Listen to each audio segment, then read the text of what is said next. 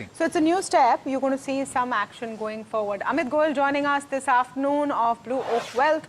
Sandip Agarwal of Sowilo Investments joining us as well. Welcome to both of you, and thanks so much for your time to us here on NDTV Profit. Let's bring on Sandip Agarwal on that note. Sandip, the conversation today has been about valuations in the capital market space and specifically on Grow. And as a pure play discount broker, is it justified? Can you really compare it with some of the other peers?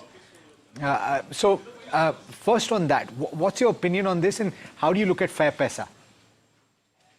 So, capital market is a space where there is a lot of interest, and honestly, the penetration level which is there today and the way we have seen penetration levels going up in other parts of the world, I think there is a long, long way to go.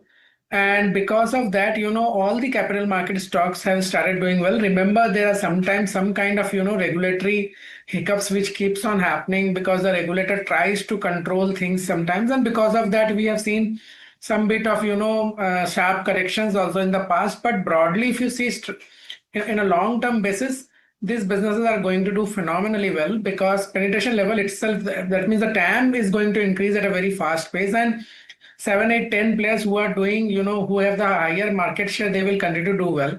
Having said so, any technology player coming in, any fintech player coming in, remember that, for fintech, the cost after a certain point of time, the operating leverage is so huge that, they can generate any kind of profit, any number of profit is possible. So that is the reason, always fintech players in any of the spaces, whether it is Swiggy, Zomato in the food space, or whether it is in the education space, whether it is in any media space, wherever, means not only in India, across the globe, you will see that, they get rewarded very, very substantially. But the thing which you have to remember is that the maximum value in this space is created when they are turning from loss to profit. So for example, if you see Amazon listed in 97 and in 2015, they made profit for the first time.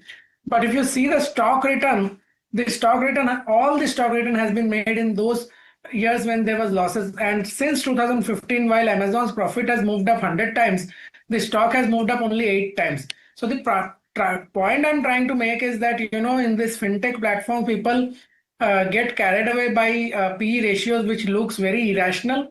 But remember, that is not probably the right metrics, because in fintech platforms and others, the customer acquisition cost or the customer retention cost is the capex, unlike manufacturing industry where there is a real capex. So if you treat that which is written off as opex as capex, then you will see that the P ratios for most of these stocks are reasonable. Having said so, I am not recommending any stock right now, but I am saying that capital market in itself is a very good space to be in. We are very bullish on the space. What do you like best? What do you like best within the capital markets? That's very generic, Sandip. Come on, give us what is your picks right now. Would you look at a Grow if you've not got allotment? You're just waiting for a dip and you're seeing that stock price skyrocket. I mean, we should pull up how much has grown versus issue price. I think it's 90% plus. 85, 90%, yeah. Yeah. So now tell us what you should do if you are that person watching this channel right now. So we are a value fund, so we obviously cannot buy very expensive stocks. But let me put it this way: we are playing the capital market theme for almost like 2 years, and we have bought everything in the capital market space. Brokers, we have bought; wealth managers, we have bought the IPS, we have bought everything. But we have bought at a much better price. Today the prices are little higher, but still there are spaces. No, but when it comes to Billion Brains Garage, is there FOMO? Did you miss out? No, we don't see it like this. I think, the issue price was reasonably okay, but at this price, being a value fund, I cannot buy it. Okay, fair enough. Meanwhile, I also want to get Sandip's view on this one. We've been asking a lot of people that have been coming on the channel, Sandip, what the implications are on the fiscal side for states, and specifically on the OMC argument that Soumit was making. What do you think, and would you buy into any of these at all?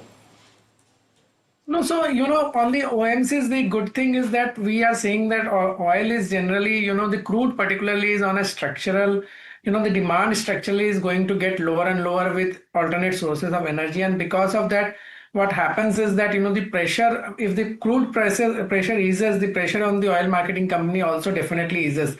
Now, the only challenge is that, some of the times we have seen because of one or other reason, the burden on the state fiscal do go up. But I think structurally, if you take a long-term view, I think this is one sector which can re-rate substantially.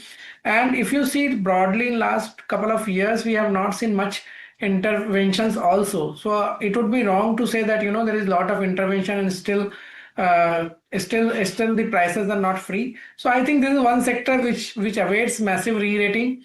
And with crude prices structurally on a downturn, I think it is imminent. It is a matter of time. This sector should do well. You see, if you add next 2 years profit, most of the stocks are available at book value today. So I think it is a very good, very reasonably priced sector, and this is one sector which can definitely get re-rated the way we have seen other PSUs getting re-rated. Your top OMC pick, Sandeep? I won't name, but you know, all these stocks we like always buy like a basket, because you know that is the best way to make returns. Sometimes, you know, one may not do well in a particular horizon, so we always play basket in every sector we like.